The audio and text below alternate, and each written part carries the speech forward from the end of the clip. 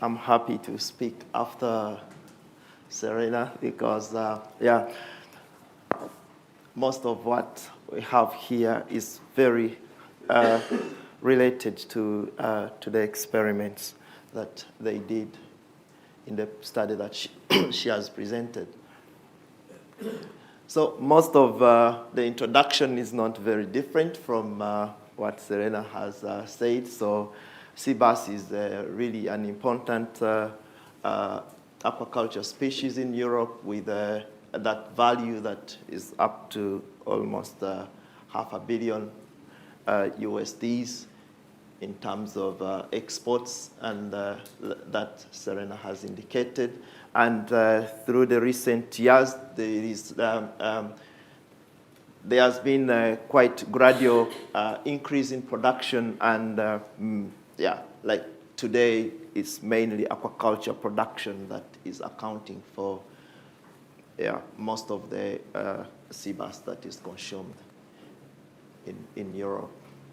So, as you know, that intensive aquaculture production exposes the species or the fish to different environmental stresses, and that includes diseases. And for European sea bass, vibrio and VNN are quite the main disease challenges to the aquaculture industry. So VNN is caused by a positive single-stranded RNA virus, and that virus mainly targets the nervous system or the central nervous system, which includes the brain, the spinal cord, and the retina. And some of the target species include the European sea bass as a species of interest we are talking about today, but also Costas highlighted that it is also a major problem in sea bream. So this is really a major problem, especially for the juvenile fish, that can lead up to 100% of mortality of the fish. And recently, we are seeing that indeed resistance to this disease in farmed European sea bass is heritable, and there are studies that have including studies from our own group, have identified a major QTL on linkage group 12 or chromosome 13 that indeed accounts for a significant amount of genetic variance of the disease and of the resistance to the disease. And a number of candidate genes have been identified, but as you can see, different studies are identifying quite different genes, indicating that until now we are not very sure of the precise molecular genetic background that is conferring or that is modulating the resistance to this disease in farmed European sea bass. So that's where I think the dream for this study came from. And we employed quite multiple omics tools to see that we try to dissect this complex genetic background of VNN resistance in farmed European sea bass. So briefly about the materials and methods. So we had this huge population of sea bass, juvenile fish, which were generated from full factorial crossing. And we generated that population which was challenged with VNN for around 26 days. And another portion of that group was used in transcriptome challenge, still with VNN, and then with a buffer. And then we generated we generated RNA-seq, attack-seq, and chip-seq, which were analyzed for functional characterization of the genetic background of VNN resistance. And then the phenotype of the disease was recorded as binary survival, died or remained alive at the end of the experiment, or days to death, meaning the time that took the fish to die. So going to the results, we see that the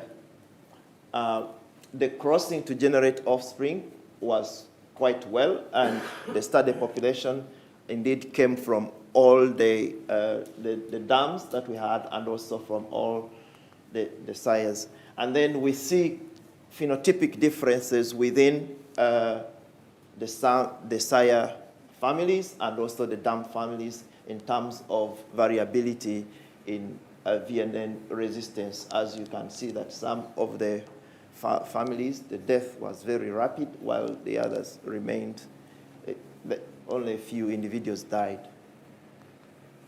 So looking at the additive architecture of the trait, we see that indeed there is a lot of additive genetic variants of the trait, which is good news to the breeders, that we can indeed employ selective breeding to improve or to increase resistance and limit disease outbreak on the farms. So going to the GWAS. So going to the GWAS, we had quite a strong signal and quite close to the previous studies. And that major QTL that is located on LG12, almost all the significant markers came from there. And we had a few quite not very strong, but still significant signals on LG8 and LG1A. And we indeed saw that this QTL has major effect, that one of the most significant SNP markers that we identified accounts for almost 40% of the additive genetic variance of the trait. And you could clearly see that there is a difference if you look at this bar plot. You see that indeed there is an additive effect of the QTL on the trait. You could see that individuals with a resistant QTL had a significant difference with those that had a susceptible genotype for the QTL. So you could see that indeed the individuals with a resistant genotype, as I have highlighted, had a higher survival rate when infected with the virus. Now, we went to look into the region where the most significant variants are located. And the region is quite complex, but also interesting, as Serena has highlighted. So this region of about 10 kb, it's kind of variable between the two annotations, so NCBI and Ensemble annotations. So we see that in the same region, NCBI indicates that there is a cluster of interferon-inducible genes, but in the same region, NCBI indicates that there is this very long galactase 8 gene. However, when you look at the RNA-seq kind of evidence, this gene model is not well supported as it is for the interferon-inducible genes. So now we had to work out on this problem. How do we go beyond this, and how we work out which of the annotations is really reliable? So we have this region from the previous slide that's shown. So we got the data, and that was Serena's work. So we got chip-seq data and attack-seq data from the poly-IC challenge, and then we worked out the gene models that are supported by these two sources of functional information. And indeed, we saw that the chip-seq and chip-seq RNA-seq data sets indeed supported the existence of these gene models from NCBI, and also the existence of this gene model from Ensemble. So what we did, we merged the two annotations, but we removed this gene, which is not supported by the functional information. So we now had a merged annotation that we worked with for functional characterization of the QTL. So we performed EQTL analysis, and indeed we got quite an interesting signal, which is exactly overlapping with the QTL. So even if the signal, it varies a bit with the genes and also with the condition and also the tissue, but this signal is overlapping together. So the most significant SNPs we are identifying here, or variants we are identifying here as the most correlated variants with gene expression are the same variants that are associated with VNN resistance as shown in the GWAS results. So we now wondered about what is the probable causal effect of these EQTL, QTL SNPs especially on the genes where they are located. And still Serena and Max from Padova employed the attack-seq analysis, and then we identified 4 regions, 4 open chromatin regions within the head kidney, and they are overlapping with 3 open chromatin regions within the brain that are also within the QTL region, and they are overlapping these 3 of the interferon-inducible genes. So what is interesting is that 2 of the SNP markers are having quite a regulatory effect, which means they affect transcription factor binding sites, and that is the putative kind of regulatory effect of the QTL that we have so far, though this is coming from bioinformatic analysis, which is yet to be confirmed through functional experiments.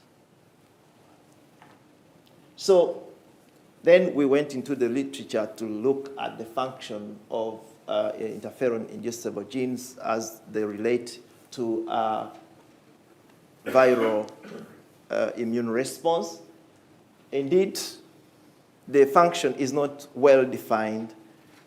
However, we found quite an interesting paper that they looked at quite a similar virus, which is a West Nile virus. It is an important human health virus, but it is also affecting the same tissue. It targets the central nervous system, and they clearly indicated through a gene knockout that this gene has got a significant impact on resistance to West Nile virus, you could see clear difference between the knockout and wild type in terms of resistance here and also in viral load.